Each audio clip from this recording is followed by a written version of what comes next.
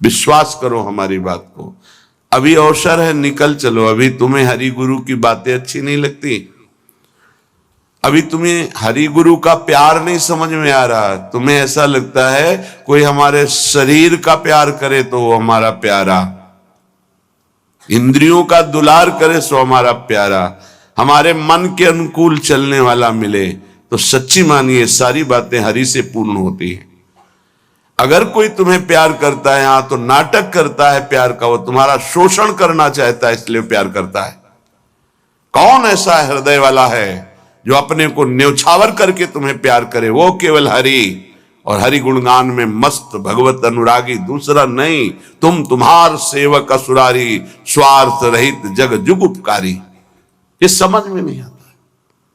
प्यार का मतलब समझा जाता है वासनाओं का खेल हो तो प्यार, मनोरंजन हो तो प्यार, हरे मन का भंजन करके वासना का नाश करके उपासना में प्रतिष्ठित हो जाना, इसे प्यार कहते हैं।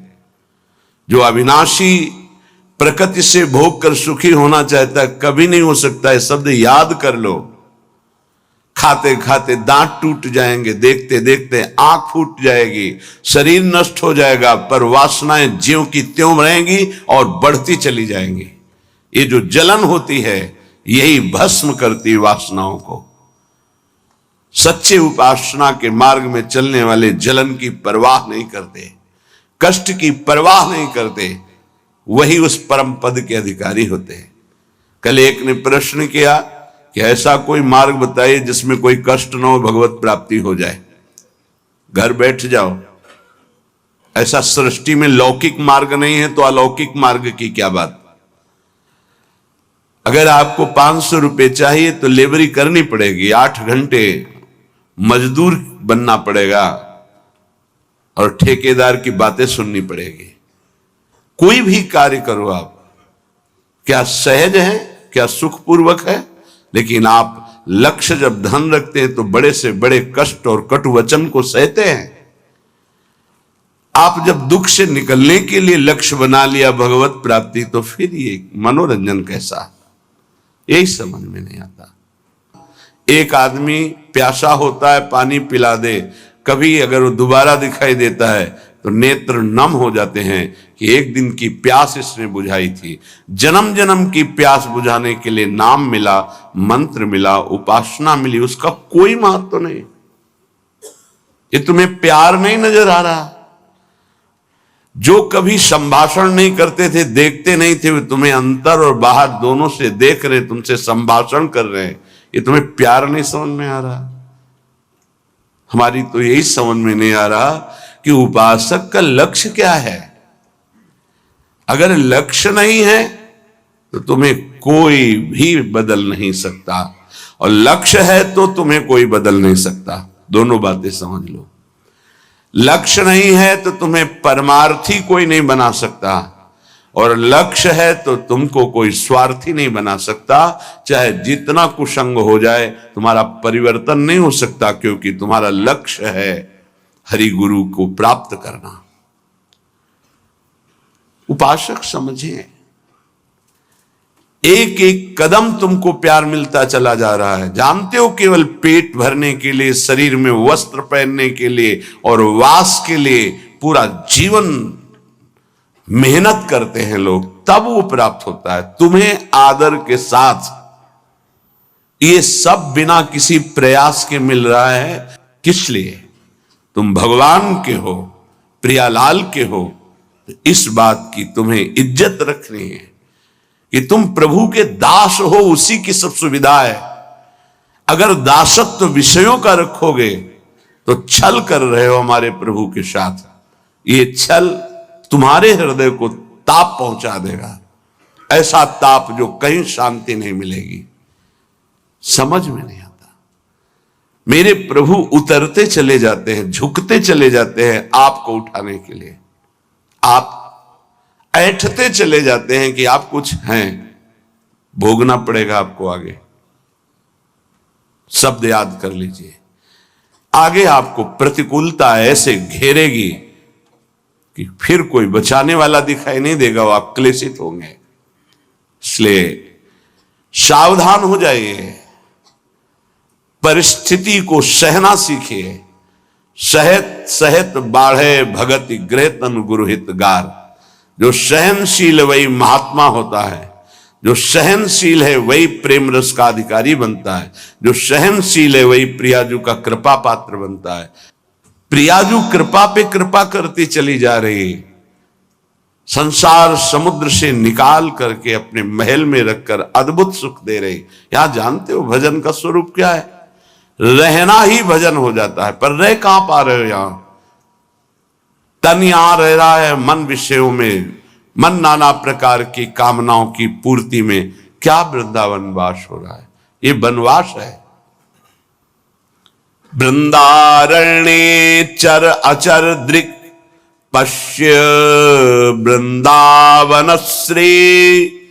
जिह्वे वृंदावन गुणगान कीर्त श्रोत्र गृह्यान।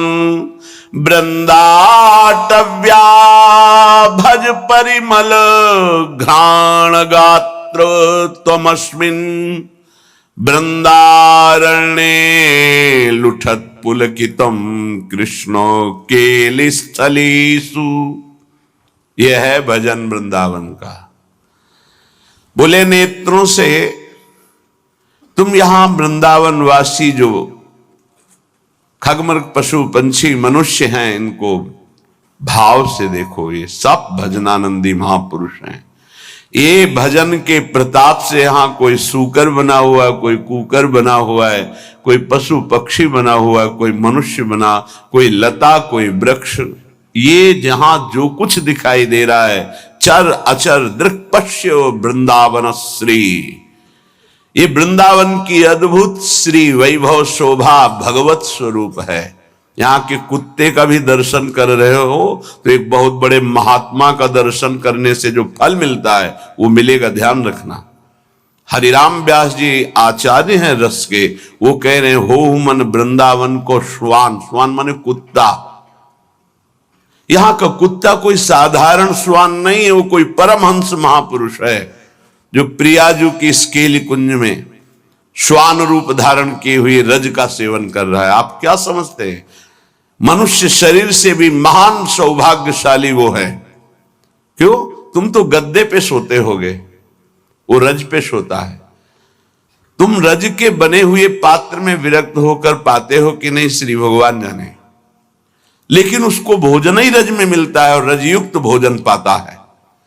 उच्छिष्ट संतों का मिलता है तुम्हें कि नहीं, लेकिन उसको जरूर मिलता है क्योंकि प्राय उच्छिष्ट ही डालते हैं।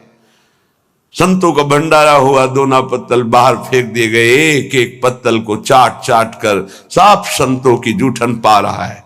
कौन है? महाभागवत है वो।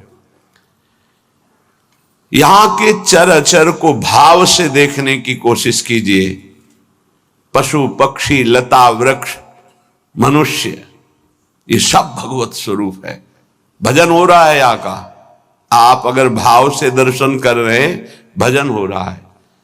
अगर भाव का अभाव है तो आपको गलत दर्शन होने लगेगा। ईर्ष्या द्वेष वाली बातें, दोष गुण वाली बातें, माया जनित बातें आपको दिखाई देने लगेंगी। ऐसा यहाँ का भजनानंदी उपासक नहीं देखता, वो भाव से देखता है। खग मृग पशु पंछी जे आ बन के चरण शरण रख ली जाए। ये सब भगवत स्वरूप है। सच्ची मानिए, सब भगवत स्वरूप है। ऐसे वृंदावन में रहो, अपने नेत्रों से जो भी देख रहे हो ये सब बड़े बड़े भजन करने वाले महापुरुष हैं। न जाने कौन सा भजन किस जन्म में बना कि वो इस धाम में आकर के नाली के कीड़ा पशु पक्षी इन रूपों में विराजमान है।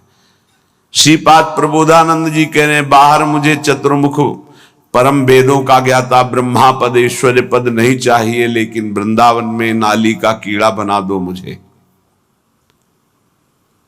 ये जितने भी आपकी दृष्टि में आ रहे हैं, आपका भारी भजन बन रहा है यदि भाव से आप देख रहे, मेरे प्रभु के जन हैं।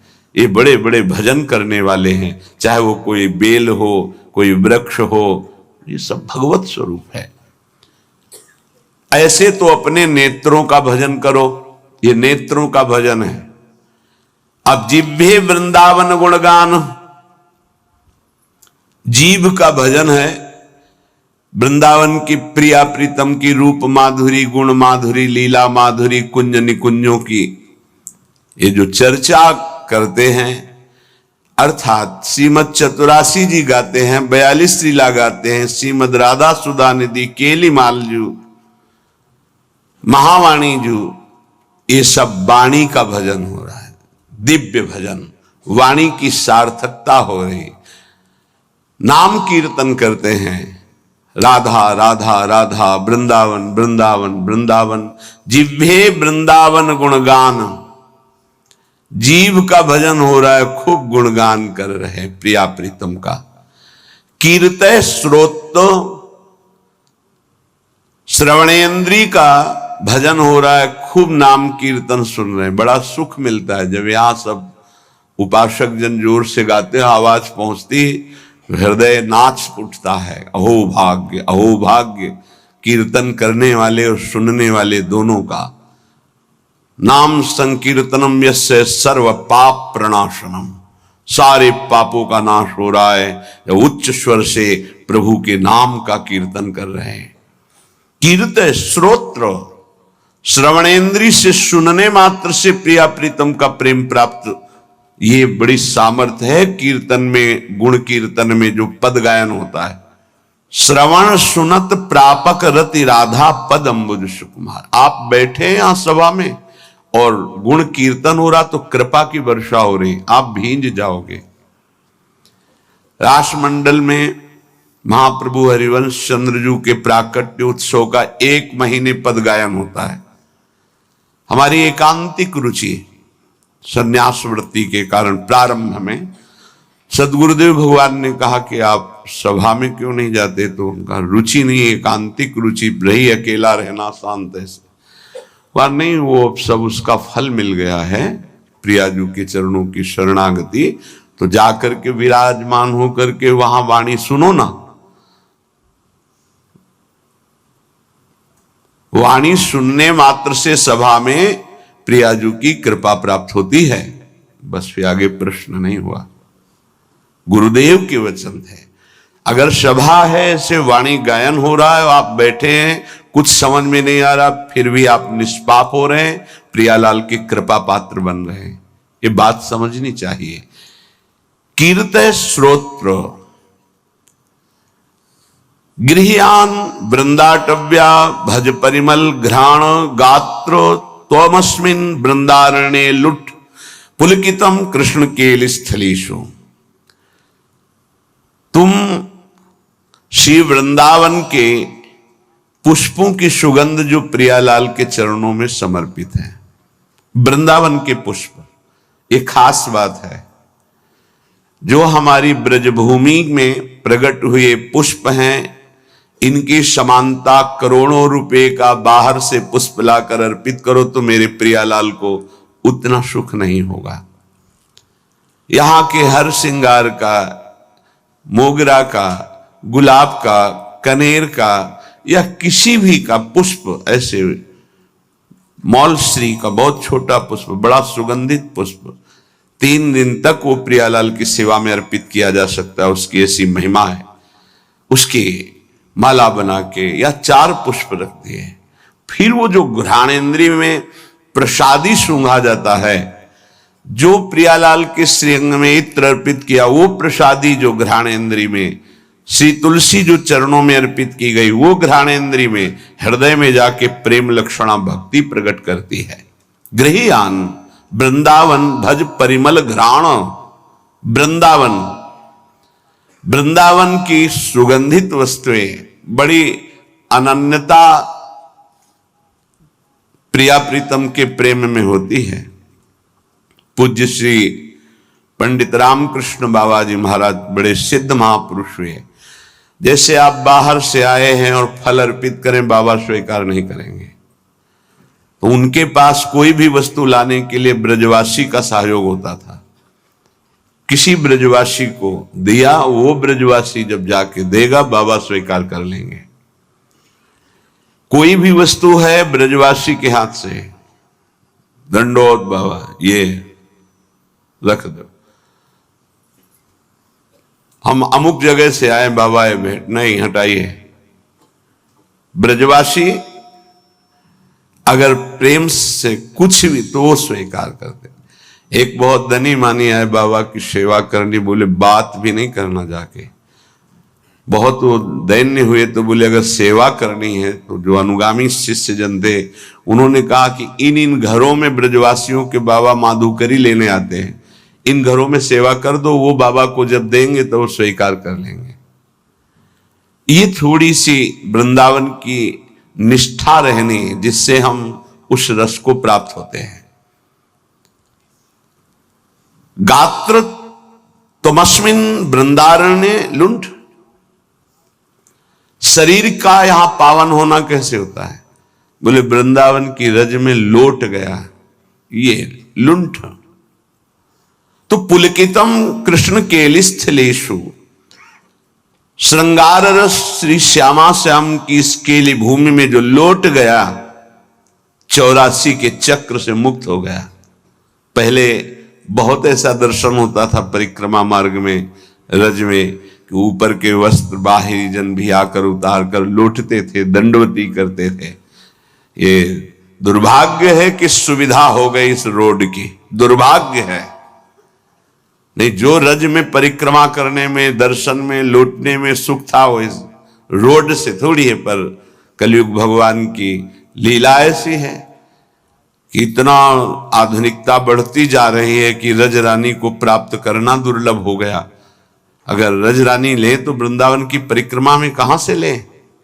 परिक्रमा तो रोड में अब हो रही है, और रोड में रज रानी कहां मिलेंगे?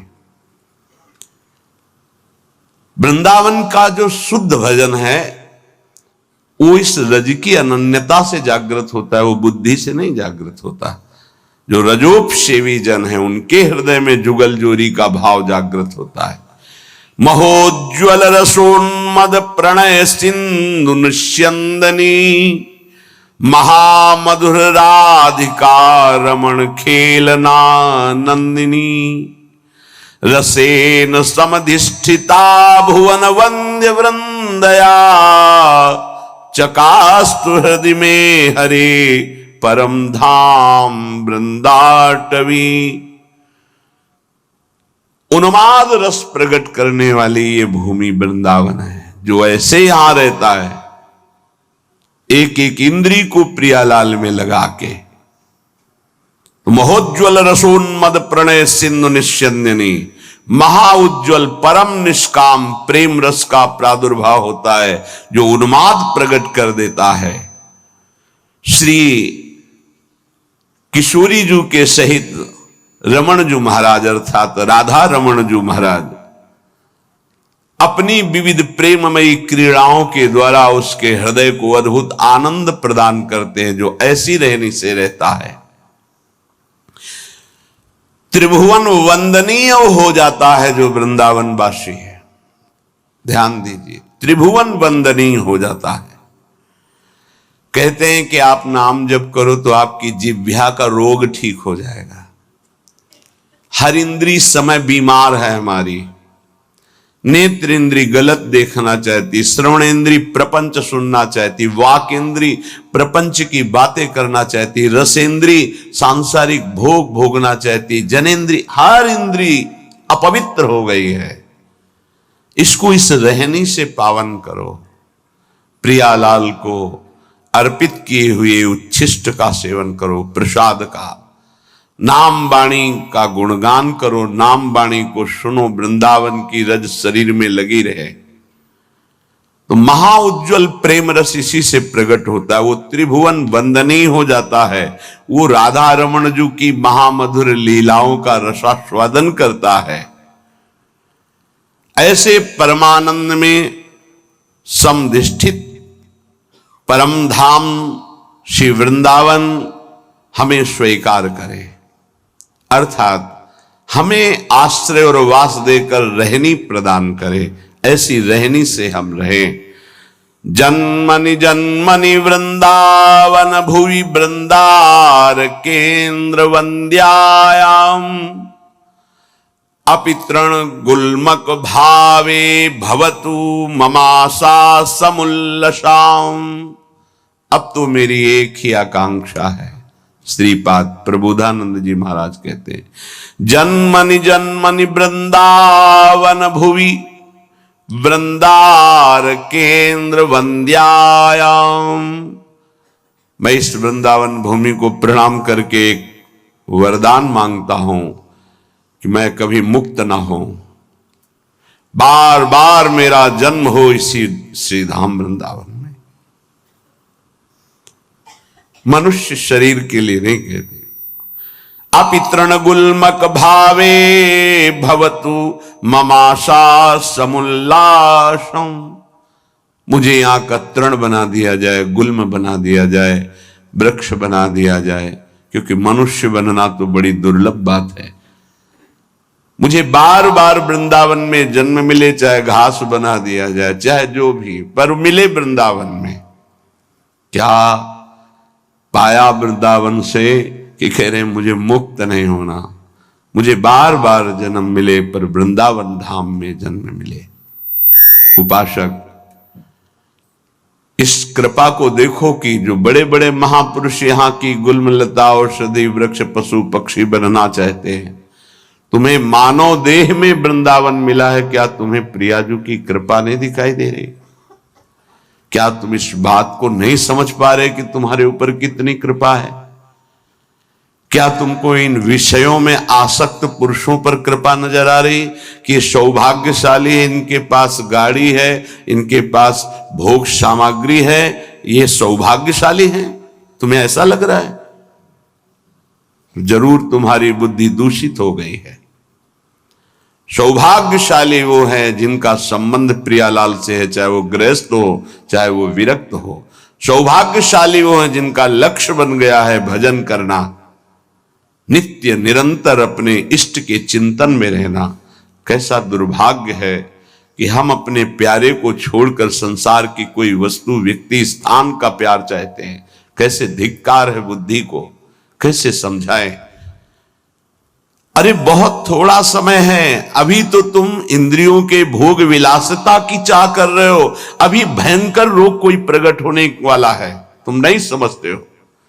फिर क्या करोगे? फिर रोग निवृत्ति के लिए रोगे।